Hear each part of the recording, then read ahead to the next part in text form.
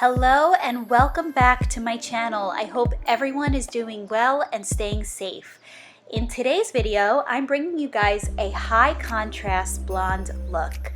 Now, this color is a bit darker than my normal color, and that is actually a result of quarantine. I got to a point where I was totally over having dark roots and decided to pull my natural root color down and blend it with my existing blonde. So the goal with this look is to help transition my roots so that I'm not bombarded by dark roots every month, and that if we're ever in a quarantine again, which hopefully we never are, roots won't be that much of an issue. As always, I'll be showing you guys a step-by-step process on how I achieve this look with before and after photos. So let's get started. So first and foremost, I'd like to start by saying I hope everybody and their families are staying safe and taking care of each other during this crazy time. So as you guys can see, there's a lot of disconnect with my current hair color right now. I've got a lot going on, and you can see where I'm pointing is my natural root, which grows in at around a level 5. And then you can see a little bit lower down on the hair shaft, I have a lighter brown, which is between a level 7 and a level 8. So now the goal is to blend my natural root color and smudge it downward so that when my roots grow in, there's less breakup between these two browns. And since I do have two different color browns that are a few shades apart, I want to blend everything together and darken the brown that is lighter than my root color. So by pulling my root color down and using that as a low light, it's going to eliminate a lot of the orange and brassy tones that my hair naturally picks up. So I'm going to start by weaving in a couple of baby lights down by my hairline. And again, I'm just trying to keep everything that I do very, very natural today. Anything that is not in a foil is going to have hair color pulled through onto the hair. So anything that I am not putting in a foil right now will have the color smudged downward to give the effect of pulling the root color down and darkening the base a bit. Now, anytime that you're applying any kind of darker color over a platinum blonde, you do run into certain challenges. Since platinum blonde is such a light color and it has been stripped of all pigment, essentially sometimes you'll have to fill the hair in before it'll even take the right color.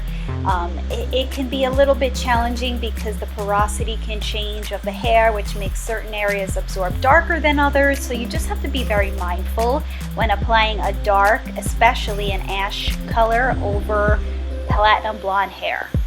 So for this look, I thought about it a very long time, and I kind of debated on how I was going to go about pulling my natural root color down so that it really naturally progressed into my blonde. And I played around with a ton of formulas, and I finally came up with one that I thought was perfect, which I will be sharing a little bit later in this video.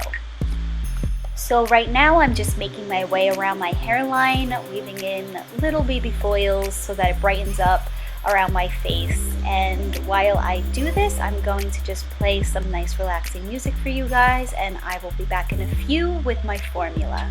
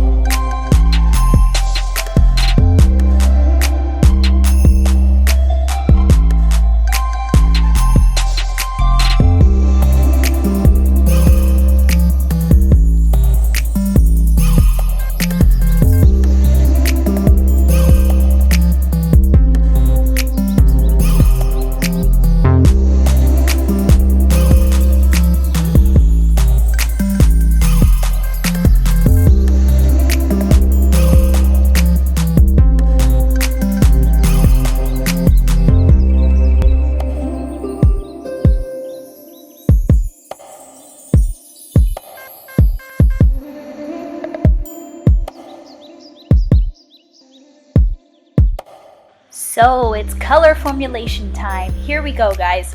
So for this piece, I'm picking out the darker strands and I'm going to be applying my hair color. And after blending it downward to smudge. As you can see, the hair is a bit darker, it's not blonde, so this is where I'm going to be putting my darker brown color. As always, I am using Paul Mitchell's The Color, which is the color line. And today's formula is I'm using 1 ounce of 7NA with 1/4 ounce of 6A together. I'm using 10 volume because I'm just depositing, I'm not lifting. So I'm just going to continue making my way around my hairline. As you guys can see, this piece is the lighter brown, which I'm going to be pulling the darker brown onto. There's not really going to be much of a set process as to how I'm going to place my foils. I'm just going to do a lot of spot checking and just place wherever I really feel is necessary. Now, another thing I should mention is that I am focusing darkening the top of the root down to the mid shaft, and I am leaving the bottom as blonde as I possibly can. We don't want to touch anything and bring the dark root color down too far because we want to keep the bottom nice and light.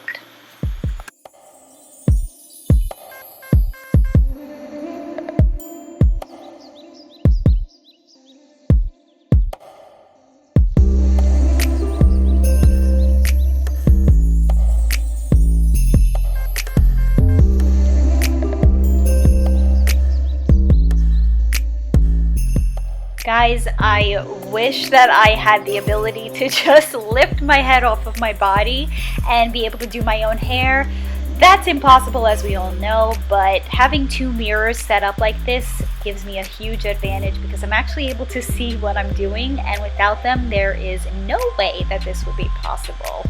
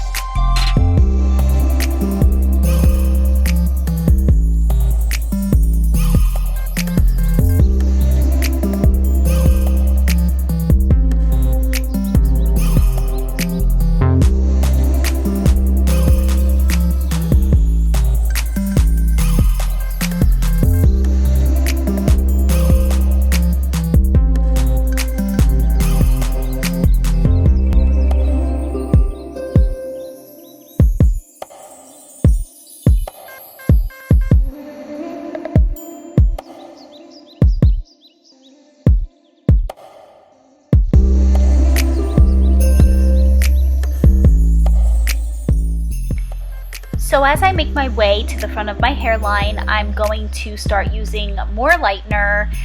We want to make the front face frame as bright as we possibly can, so I usually tend to do back-to-back highlights toward the front. And I did forget to mention that I actually mixed 2 bowls of lightener, one with a 20 volume and the other had somewhere between a 10 and a 15, just because I wanted to refresh some of the darker blonde pieces. Now, the lower the volume, the slower the processing, so that is why I did mix 2, because you never want to put a higher volume on a very blonde piece of hair. That's how you wind up with breakage, and that's exactly what we are trying to avoid in this and every single look.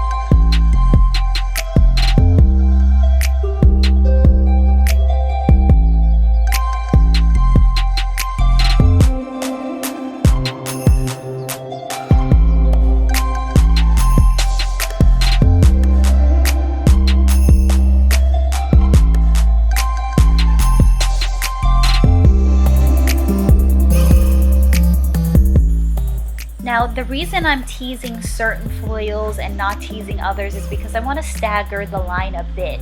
I don't want to have a harsh line, which has been the problem this whole time. I'm trying to erase that line so that everything blends really nicely together. And a huge part of that is making sure the front is properly blended. So you'll see that I'm going in and slicing some pieces. I'm weaving some, I'm doing teasy lights. It's all because this is going to help me get the look that I'm trying to achieve. And as you can see, I'm just painting as close to the root while trying to keep the smudging to a minimum in the front, because again, we do want to keep these pieces as light as we possibly can. And these next few front pieces are just going to be back-to-back slices, which is going to give us our brightest blonde ever, and we're making sure to keep them extremely thin as well.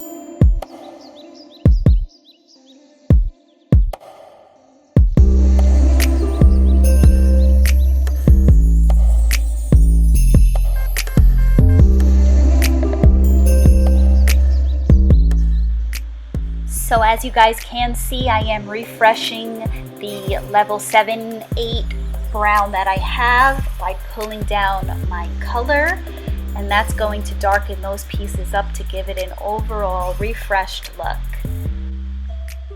So after I rinsed everything out, I decided to just do a little bit of a quick towel dry, get rid of a majority of the dampness because we are going to tone.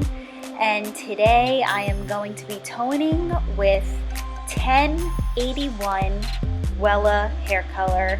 It's one of my favorites. It gives you kind of like a silvery sheen, and I think that's exactly what this look needs.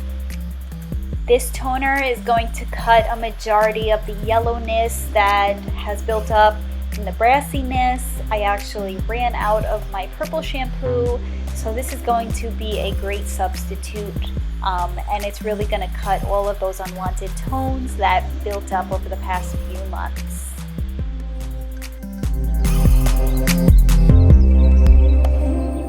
So we are going to sit for about 15 minutes and let this toner process, and here is the big reveal. On the top you can see I have a lot more contrast. My natural root is pulled down and it's blended into my blonde pretty seamlessly. It's exactly the look I was going for because this is going to be so much less maintenance when it grows in. The beauty about this look is that my color is so refreshed, and even though I didn't do anything to my platinum blonde, it really pops because of the contrast of the dark root now.